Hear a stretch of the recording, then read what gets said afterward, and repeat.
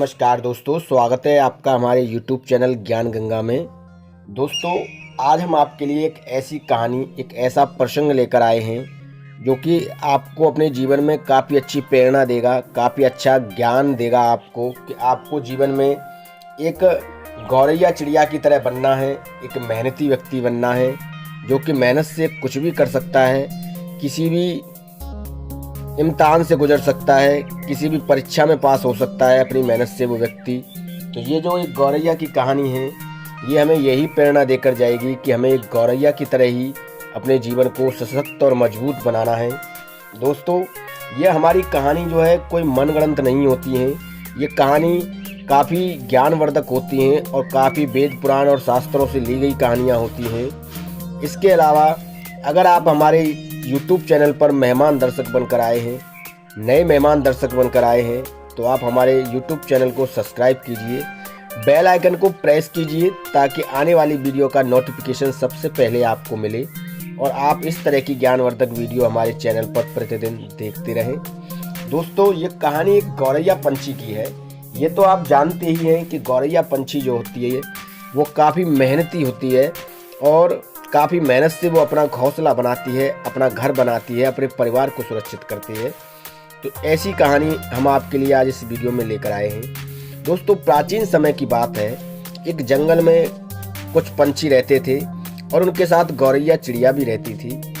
गौरैया चिड़िया जो थी वो सभी पंछियों से ये कहा करती थी कि एक अपना घर बनाओ, अपना परिवार को सुरक्षित करने के लिए एक घोंसला बनाओ। समय कभी भी करवट ले सकता है, कभी गर्मी होती है, कभी ठंड होती है, कभी बारिश होती है। पर वो जो और पंछी थे वो गौरैया चिड़िया की कोई बात नहीं मानते थे और वो उसे यही कहकर चुप कर देते कि तू बेकार में बड़बड़ाती रहती है और जब कुछ होगा जब देखा जाएगा, फिलहाल तो हम जैसे हैं वैसे ठीक हैं। गौरैया चिड़िया जो है उनकी ये बात सुनकर चली जाती और अपने घर घोंसला को बनाने में लग जाती, अपने परिवार को सुरक्षित करने में लग जाती। जब समय व्यतीत होता है तो एक बार काफ़ी कड़ाके की ठंड पड़ती है और काफ़ी कड़ाके की ठंड में कई पंछी इधर उधर हो जाते हैं, कई पंछी गलकर मर जाते हैं, कई पंछी जो है ठंड से ठिठुर कर मर जाते हैं और काफ़ी भयानक त्रासदी होती है उस ठंड में पंछियों के लिए, क्योंकि पंछियों ने अपने घोंसले का इंतजाम नहीं किया था, वो खुले में रहते थे तो उनको ठंड इतनी लगती है कि काफ़ी पंछी जो है ठंड से ठिठुर कर ही मर जाते हैं। गौरैया चिड़िया जो थी अपने घोंसले से बाहर आती है और देखती है कि काफ़ी पंछी मरे हुए पड़े हैं और इनकी मौत जो है इनकी लापरवाही की वजह से हुई है। तो गौरैया चिड़िया जो थी उनके पास जाती है और जो जीवित पंछी बचे थे उनसे कहती है, मैंने तुमसे कहा था एक घर का निर्माण करो, अपने परिवार को सुरक्षित करो, एक घोंसला बनाओ। ठंड आने वाली है, ठंड काफ़ी पड़ेगी, ठंड में हमें काफ़ी नुकसान हो सकता है, हमारे बच्चों की भी मौत हो सकती है, हमें भी नुकसान पहुंच सकता है। पर तुमने मेरी एक बात नहीं मानी और तुमने देखा मेरी बात न मानने का नतीजा क्या होता है। कितने पंछी मरे हुए पड़े हैं। पर जो जीवित पंछी बचे थे वो ये कहकर उसे चुप करा देते हैं कि देखो, इसमें हमारा कोई दोष नहीं है, ये कुदरत का कहर है। कुदरत को शायद यही मंजूर था कि इतनी ठंड पड़ी और ठंड में काफ़ी पंछी मारे गए, हमारे बच्चे भी मारे गए और इसमें हम क्या कर सकते हैं, इसमें हमारा कोई लेना देना नहीं है। और तुम बेकार की बकवास करती हो, बेकार की बातें करती हो, व्यर्थ की बातें करती हो और व्यर्थ की बातों में अपना समय बर्बाद करती हो। यह कहकर उस गौरैया चिड़िया को जो है वो चुप करा देते।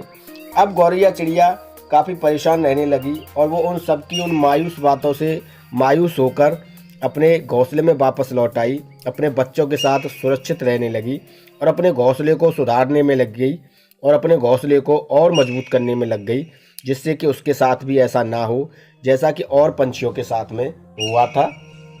जब समय व्यतीत होता है धीरे धीरे, तो ठंड के बाद में आप जानते हैं कड़ाके की गर्मी भी आती है और जब कड़ाके की गर्मी आती है तो गर्मी में लू और हवाएं काफ़ी गर्म चलती हैं, जो कि पंछियों के लिए काफ़ी नुकसानदायक होती हैं। जब गर्मियों का मौसम आया तो इतनी गर्म लू और गर्म हवा और तपिश इतनी ज़्यादा हो गई कि उस तपिश और गर्मी में काफ़ी पंछी मर गए, जल भुनकर मर गए, कुछ तड़प कर मर गए, कुछ पानी की कमी की वजह से मर गए, कुछ पेड़ पौधे सूख गए तो उन्हें हवा भी नहीं मिली, ठंडी ठंडी जो हवा होती है पेड़ पौधों की, क्योंकि पेड़ पौधे गर्मी में अक्सर सूख जाते हैं। तो इस तरह काफ़ी पंछी मर चुके थे। जब गौरैया चिड़िया अपने घोंसले से बाहर आकर यह सब नज़ारा देखती है तो काफ़ी दुखी होती है और उन मरे हुए पंछियों के पास जाकर उनका हालचाल पूछती है और जो जीवित बचे थे उनका भी हालचाल पूछती है। पर वो जो और पंछी थे वो अपनी ही धुन में मस्त थे। वो कहते हैं कि भाई अब क्या करें, ईश्वर का कहर था, गर्मी थी, इसमें हम क्या कर सकते हैं। तब गौरैया पंछी जो थी चिड़िया वो कहती है कि देखो, मैंने तुमसे कहा था कि गर्मी आने वाली है, एक घर का निर्माण करो, अपने बच्चों को सुरक्षित करो, उनके लिए एक घोंसला बनाओ और आराम से सुरक्षित रहो, ताकि गर्मी आने पर तुम उसमें अंदर जा सको, रह सको और अपने बच्चों को सुरक्षित कर सको। पर तुमने कभी मेरी कोई बात नहीं मानी और तुमने मेरी बात न मानने का नतीजा देखा। कितने पंछी मर चुके हैं गर्मी से, लू से, धूप से परेशान होकर, तुम देख रहे हो ना। पर जो जीवित पंछी बचे थे वो उस गौरैया को फिर यही कहकर चुप करा देते हैं कि तू बेकार की बकवास करती है, ये तो कुदरत का कहर था, ये तो गर्मी पड़ती है। अब गर्मी अगर पड़ेगी तो इसमें हमारा क्या दोष है, अगर हमने घोंसला नहीं बनाया तो इसमें हमारा क्या दोष है। हर साल इतनी गर्मी नहीं पड़ती थी, अब के इतनी गर्मी पड़ रही है, तो अब इसमें हम क्या कर सकते हैं। ये तो ईश्वर का प्रकोप है जो हम सबको झेलना पड़ रहा है, इसमें हम कर भी क्या सकते हैं। गौरैया चिड़िया को यह कहकर वो लोग जो और पंछी थे वो चुप करा देते हैं और गौरैया चिड़िया जो थी वो काफ़ी परेशान और काफ़ी मायूस होकर एक बार फिर अपने घोंसले में चली जाती है, अपने घोंसले को सुधारने में लग जाती है, अपने घोंसले को सही करने में लग जाती है। जब गौरैया चिड़िया अपने घोंसले को सही करने में लग जाती है और अपना सुरक्षित होकर अपने परिवार के साथ समय व्यतीत करने लगती है, तो जब धीरे धीरे समय बदलता है, गर्मियों के बाद में मौसम आ जाता है बारिश का, और बारिश इतनी भयानक होती है कि उस बारिश में पेड़ पौधे सभी उखड़ जाते हैं, जितने भी घोंसले थे वो सभी टूट जाते हैं और सभी पंछी इधर से उधर भागने लगते हैं, विलाप करने लगते हैं, रोने लगते हैं, चीख पुकार मचने लगती है कि इतनी बारिश में अब कहाँ जाएं, कहाँ रहें, क्योंकि जो पंछी थे उन्होंने अपने घोंसले का कोई इंतजाम नहीं किया था। गौरैया चिड़िया के बार बार कहने के बाद भी उन पंछियों ने गौरैया चिड़िया की कोई बात नहीं मानी थी और वो गौरैया चिड़िया की हर बात को यह कहकर इग्नोर कर देते और ठुकरा देते कि ये सिर्फ बकवास करती रहती है और कुछ नहीं है। तो जब बारिश आई तो बारिश में इतना पानी आया, इतनी बारिश ज़्यादा हुई कि सभी पंछी, काफ़ी पंछी उस पानी में बह गए, कुछ उस पानी में फंस के मर गए और कुछ बारिश में भीग कर मर गए। यानी कि काफ़ी पंछियों की बर्बादी हो गई, काफ़ी पंछियों की तबाही हो चुकी थी और ये सब मंजर गौरैया चिड़िया अपनी आंखों से देख रही थी। जब बारिश बंद होती है तो गौरैया चिड़िया अपने घोंसले से बाहर आती है, जो पंछी मर गए थे उन पंछियों को देखती है और जो पंछी जीवित बचे हुए थे उन्हें भी देखती है, तो काफ़ी मायूस होती है, काफ़ी बेबस होती है, काफ़ी परेशान होती है। और जो जीवित पंछी बचे थे उनसे कहती है, तुमने देख लिया मेरी बात न मानने का नतीजा।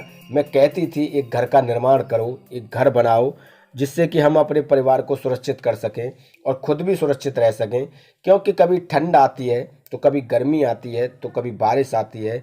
जब अपना घर और घोंसला ही सुरक्षित नहीं रहेगा तो हम लोग कैसे सुरक्षित रहेंगे। और तुमने कभी कोई मेरी बात नहीं मान के दी।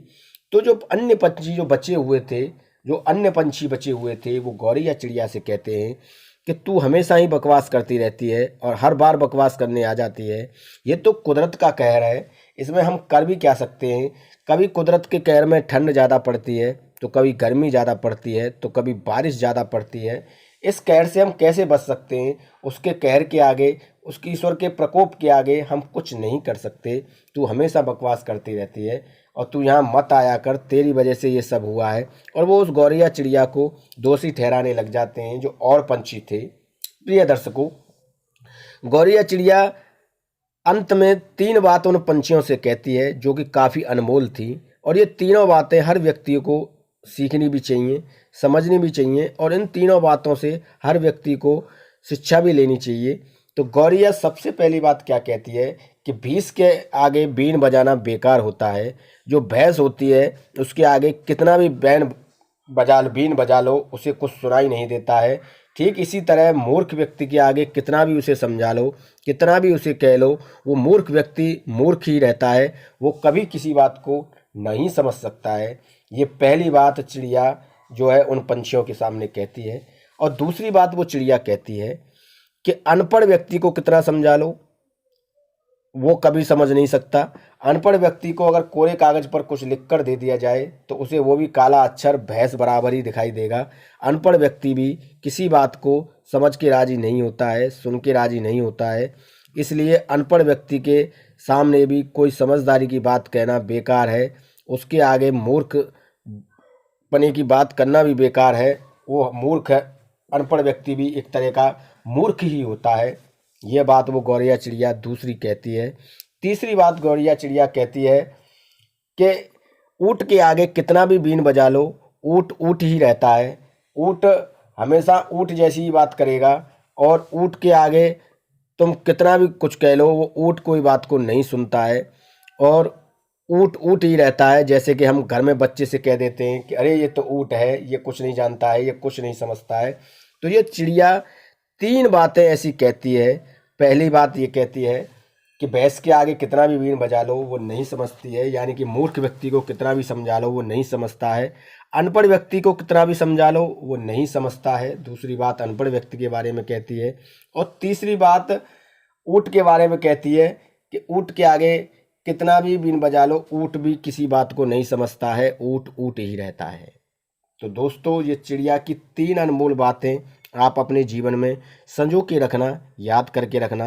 आपके जीवन में काफ़ी प्रेरणा देंगी, आपके बच्चों को जीवन में काफ़ी प्रेरणा देंगी, आपके जीवन में काफ़ी बदलाव लेकर आएंगी।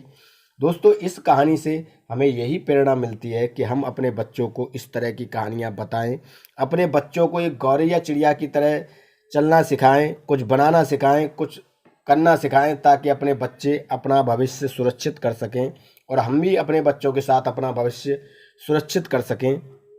प्रिय दर्शकों, ये कहानी हमें काफ़ी अच्छी प्रेरणा देकर जाती है और इस तरह की कहानियाँ कोई हमारी मनगढ़ंत कहानियाँ नहीं होती हैं। इन कहानियों का उल्लेख काफ़ी वेद पुराण शास्त्रों में, काफ़ी ग्रंथ और किताबों में किया गया है, आप देख सकते हैं। इसके अलावा अगर आप हमारे YouTube चैनल पर नए मेहमान दर्शक बनकर आए हैं तो प्लीज़ आप हमारे YouTube चैनल को सब्सक्राइब कीजिए, बेल आइकन को प्रेस कीजिए ताकि आने वाली वीडियो का नोटिफिकेशन सबसे पहले आपको मिले और आप इस तरह की वीडियो का भरपूर फ़ायदा उठा सकें और हमारी इस तरह की ज्ञानवर्धक कहानियों का भरपूर फ़ायदा उठा सकें और अपने मित्र और सगे संबंधियों में इस तरह की कहानी को आप शेयर करते रहें और उनका और अपना ज्ञान जो है प्रतिदिन बढ़ाते रहें और हमारा उत्साहवर्धन करते रहें और हम इस तरह की वीडियो आपके लिए प्रतिदिन लेकर आते रहें। दोस्तों, अगर वीडियो अच्छा लगा हो तो प्लीज़ लाइक कीजिए, शेयर कीजिए अपने दोस्तों में और प्लीज़ मेरे चैनल को सब्सक्राइब करना ना भूलें।